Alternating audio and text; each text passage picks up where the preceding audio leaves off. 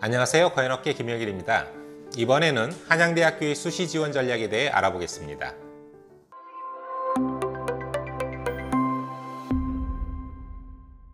한양대는 수시에서 선발하는 모든 전형에서 수능 최저학력 기준을 적용하지 않습니다. 입시 전형의 기본 틀에 맞춰 학생부 교과 전형은 교과 100%, 학생부 종합 전형은 서류 100%를 반영하는 등 평가 요소도 전형별 기본 취지에 맞춰 간소하게 구성되어 있어 수험생 스스로 지원해야 할 전형이 무엇인지를 어렵지 않게 파악할 수 있습니다. 수험생을 위한 입시 정보 제공에도 충실합니다. 한양대 입학처에서 제공하는 지난 3년간의 입시 결과와 전형 안내 동영상, 모의 논술 및 1:1 상담 등의 서비스를 잘 활용한다면 수험생 스스로 지원에 따른 유불리 여부를 판단하며 보다 가능성 높은 합격 전략을 수립해 볼 수 있습니다. 타 상위권 대학과 마찬가지로 한양대도 수시 중심의 입시 선발 체제를 구축하고 있습니다. 전체 선발 인원 2,809명 중 2,096명인 74.6%의 인원은 수시에서 선발합니다.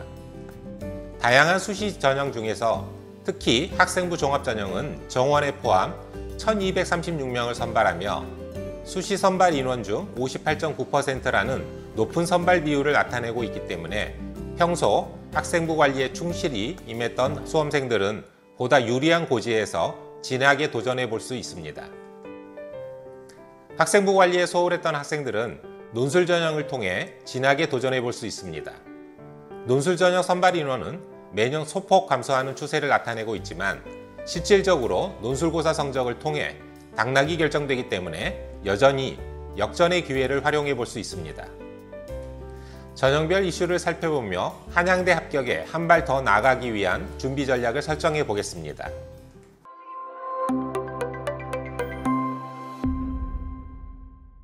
전년도 대비 10명 감소되어 총 281명을 선발하는 학생부 교과 전형은 교과 성적 100% 반영만으로 합격자를 선발합니다. 3개 학기 이상의 국내 고교 성적이 필요하며 특성화고, 마이스터고, 예술고, 체육고 등 특성화 계열과 학생부 성적 체제가 다른 고교는 지원이 불가능합니다.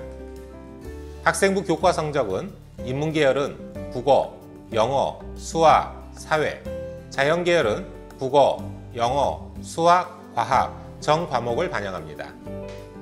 모든 계열의 수능 최저학력 기준을 적용하지 않고 별도의 서류 제출이 없으며 면접을 실시하지 않아 지원만 하면 합불 결과를 알 수 있어 지원에 부담이 없습니다. 간소한 선발 방식으로 인해 합격 가능한 교과 성적은 높게 형성될 수밖에 없습니다. 최상위 내신 취득자 중 상대적으로 수능 시험에 취약하여 정시 지원 가능 대학 수준이 떨어지거나 수능 최저학력 기준 충족이 어려울 것으로 예상되는 경우, 그리고 비교과 준비가 미비하여 학생부 종합 전형에서 성과를 기대하기 어려운 수험생들의 지원이 집중되어 최상위 내신 취득자가 아니라면 합격을 기대하기가 어렵습니다. 전년도 인문사회 계열의 합격자 교과 평균은 파이낸스 경영 1.02등급부터 교육학과 1.75등급, 자연계열 합격자 교과 평균은 생명공학 1.03등급부터 의료학과 1.45등급으로 다양했습니다. 지원 경쟁률 상승 추세는 올해도 이어질 가능성이 높다는 점을 염두에 두고 전년도 입시 결과를 참고로 지원 전략을 설정하기 바랍니다.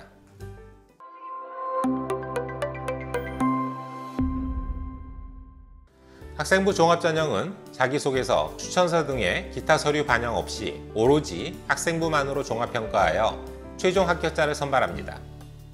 면접도 실시하지 않아 학생부 교과 전형 지원과 마찬가지로 지원 후 당락 결과만 기다리면 될 정도로 지원에 부담이 적습니다.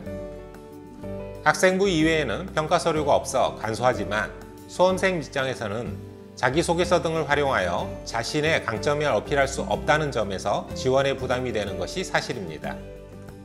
학생부에서 평가하는 항목은 종합성취도, 종합역량, 4대 핵심 역량입니다. 종합성취도는 수상, 창체, 세특 등에서 드러나는 학업 관련 기록을 정성적으로 평가하는 것이고, 종합역량은 인성과 기본소양, 역량 및 관심 분야에 대한 준비 정도를 의미합니다. 4대 핵심 역량은 비판적 사고 역량, 자기주도 역량, 창의적 사고 역량, 소통 협업 역량 등을 의미하는데, 이러한 모든 평가는 수상, 창체, 세특, 행동 특성 및 종합 의견을 통해 진행되는 것이 특징적입니다. 합격자 사례를 확인해 보면 교과 성적은 낮아도 전공과 밀접한 연관이 있는 일부 교과의 성적이 높은 학생, 성취도는 낮아도 수상과 동아리 활동에서 뚜렷한 성취를 거둔 학생, 성적 향상도가 가파른 학생, 전반적인 성취도가 우수한 학생 등 다양한 사례가 확인되기 때문에 지원을 권장할 만한 일정한 기준을 수립하기가 쉽지는 않습니다. 말 그대로 정성적인 종합평가가 진행되고 있는 것입니다. 최상위 대학부터 비슷한 선호도를 나타내는 대학에 종합전형에 지원하는 수준의 수험생과 더불어 이 분야만큼은 자신 있게 내세울 수 있다고 생각되는 특정 분야에 강점을 지닌 학생들이라면 자신감을 가지고 도전해 보기 바랍니다.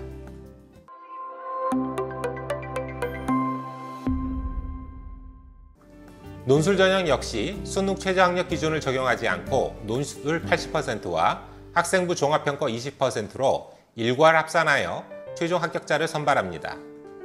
상대적으로 학생부 종합평가의 변별력이 떨어지므로 논술 시험 결과로 당락이 결정된다고 간주해도 무방한데, 특히 올해는 전년도 대비 논술의 반영 비율이 10% 증가되어 철저한 논술 준비 없이는 합격을 기대할 수 없다는 점을 명심해야 할 것입니다. 선발 인원은 지난해보다 2명이 감소된 376명입니다. 유의해야 할 점은 공과대학의 인문계열 건축학부, 정책과, 사범, 생활과학대학 등에 소속된 일부 학과들은 논술 전형 선발을 실시하지 않으므로 지원 학과를 잘 살펴야 한다는 점입니다. 인문계열은 인문논술 한 문항, 상경계열은 인문논술 한 문항에 수리논술 한 문항이 포함되며, 자연계열은 수리논술 2문항이 출제됩니다. 의예과는 인문논술 한 문항에 수리논술 한두 문항이 출제됩니다. 각 계열별 문항별로 소문항은 3, 4개 정도 출제됩니다.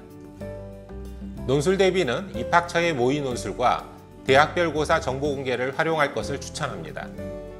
기간 내 모의 논술에 응시할 경우 채점 결과를 제공하므로 부족한 부분을 보충해 볼 수 있고, 대학별 고사 정보 공개를 통해 출제 의도와 우수 답안 등의 세세한 정보를 확인해 볼 수 있어 수월한 대비가 가능합니다.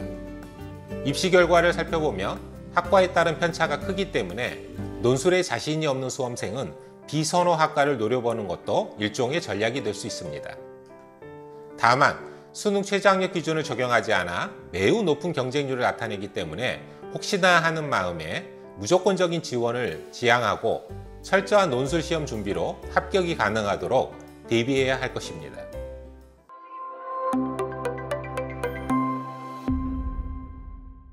소프트웨어 인재 전형은 특기자 전형입니다. 컴퓨터 소프트웨어 학부 13명을 선발하며 1단계에서 실적평가 100%로 5배수 내외의 인원을 선발하고, 2단계에서 면접 60%와 학생부 종합평가 40%를 실시하여 최종 합격자를 가립니다.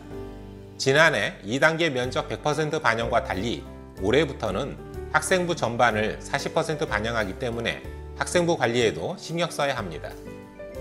실적평가에는 학생부와 소프트웨어 관련 활동 소개서가 포함됩니다. 활동 소개서는 1단계 합격자에 한하여 2단계 면접 당일날 제출합니다. 소프트웨어 분야에 관심을 두고 교내 활동을 진행하면서 관련된 외부 활동에도 적극적으로 참여하여 소기의 성과를 거둔 학생이라면 적극적으로 도전해 볼 만합니다.